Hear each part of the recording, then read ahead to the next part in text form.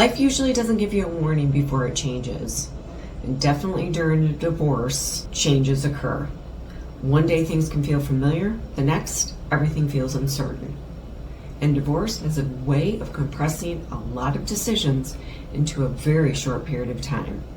Not just emotional decisions, but practical ones, financial ones, decisions that still matter after the paperwork is signed.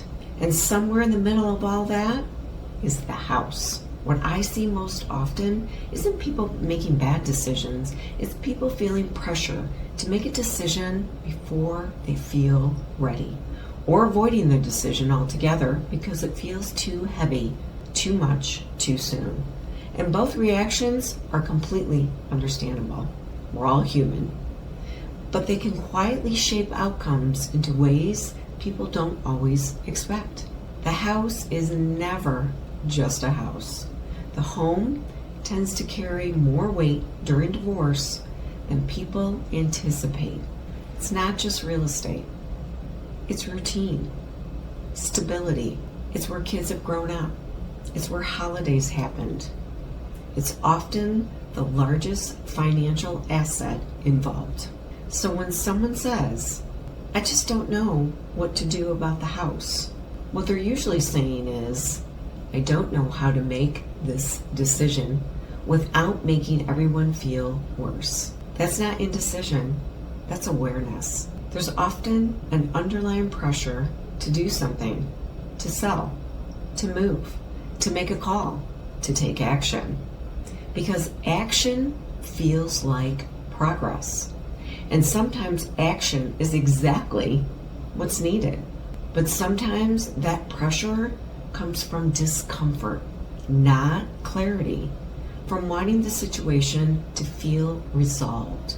From wanting the tension to stop. From wanting to move forward emotionally before the structure is ready to support it.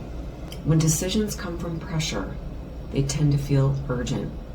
But urgency doesn't always mean alignment. And then there's the other side. On the other side, I see people who wait. Not because waiting is the plan, but because deciding feels absolutely overwhelming. So time passes. The house stays as is. Maintenance gets put off. Conversations get avoided. Emotions quietly build. What started as, "Well, we'll deal with this later," slowly becomes, "Now this feels even harder to deal with." Waiting isn't wrong, but intentional waiting can narrow options over time. Here's your reality check on how things actually work. In Michigan, selling a marital home during a divorce requires both spouses to agree, or there's a court order. That's important because it means timing isn't just about the market. It's about cooperation, legal structure, financial readiness. Sometimes one spouse has already moved out. The other stays in the home, and the person who stays may not be ready or willing to sell. That can stall progress, not emotionally, but practically. And when that happens, frustration tends to build. Not because anyone is doing something wrong, but because the process feels stuck. Understanding that reality early can change how people approach the situation. When waiting can actually help. There are times when waiting makes sense, when emotions are high, when financial information is incomplete, when people need space to understand what their options are. Intentional waiting can protect flexibility.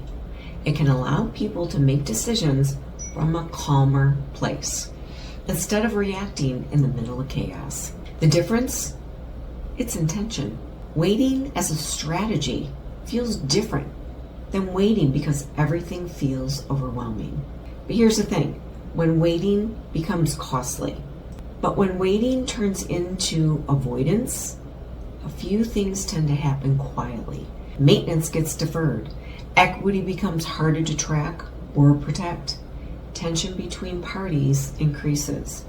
What initially felt like preserving peace can slowly reduce your options. And often people don't realize this until they feel boxed in. On the other side, moving too quickly can create issues as well. Selling before finances are fully understood, agreeing to timelines that don't align with a broader settlement, making housing decisions just to close the chapter. Speed can feel relieving in the moment, but decisions made to escape discomfort often resurface later, sometimes financially, sometimes emotionally. Clarity tends to protect people longer than urgency does. Here's what clarity actually looks like. Clarity doesn't mean certainty. It usually means understanding your options, knowing which decisions are flexible, knowing which decisions have lasting consequences, and knowing how the house fits into the bigger picture. When people understand those things, the panic tends to settle. Not because the situation becomes easy, but because it becomes understandable. And that's often when better decisions are made. Here's where real estate fits in. Divorce usually involves several professionals: attorneys, financial advisors, mortgage professionals. Everyone has a role. From a real estate perspective, my role isn't to rush people, and it isn't to stall either. It's to help the housing piece make sense inside a larger transition. To look at timing, equity, and options.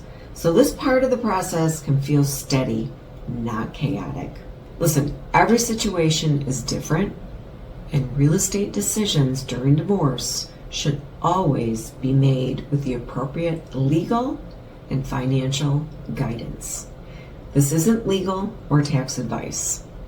It's perspective based on what I see people navigate every single day. If you're in a life transition and the housing decisions feel really heavy, you don't need to have everything figured out all at once. Understanding what your options are often comes before you take action.